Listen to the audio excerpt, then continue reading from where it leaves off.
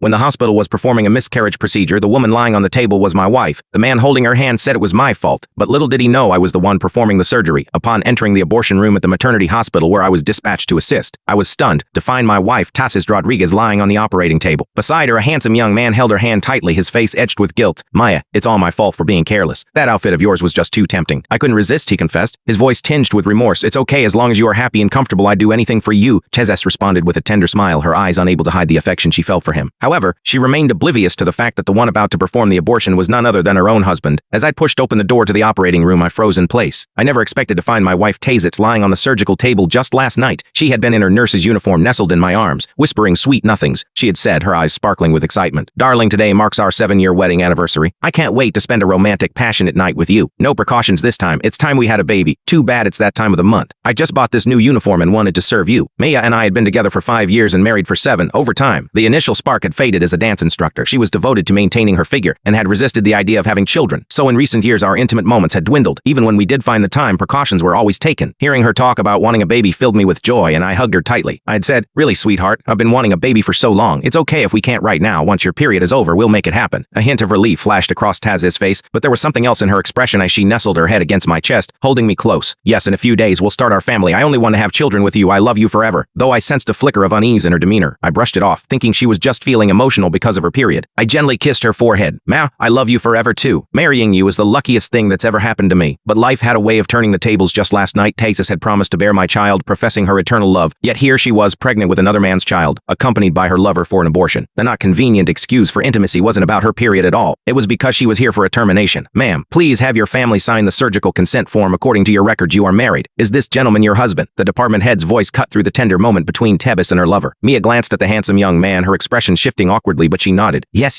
he's my husband." Those words hit me like a lightning bolt, leaving me momentarily stunned. I turned away, my face pale, and walked out of the operating room, the department head trailing behind me after Tebis's lover signed the paperwork. "Dr. Moore, the surgery is about to begin. Where are you going?" I struggled to suppress the bitterness rising in my throat, my voice trembling. "I'm not feeling well. Please have another doctor take over the surgery." The department head noticed my distress and didn't push further, allowing me to leave and rest. As I stumbled out of the hospital and onto the elevated bridge, the cool breeze hit my face, and I could no longer hold back the tears. Maya's words, "He's my husband," echoed in my mind, piercing my heart like a thorn. 12 years ago, she had proudly announced our relationship to the whole school, clutching my hand. "Listen up, guys, keep your distance. My boyfriend is Vincent Moore, and he's the only one for me." Back then, I was just an average guy with a mediocre family and looks, and aside from decent grades, I had little to offer. Maya, on the other hand, was a star in the dance department. She was tall, stunning, and the center of attention for many boys at school. Someone like her and someone like me. We were worlds apart, yet fate had a strange way of weaving lives together. One fateful day, I saved her from drowning after she fainted by the water's edge, and that moment changed everything.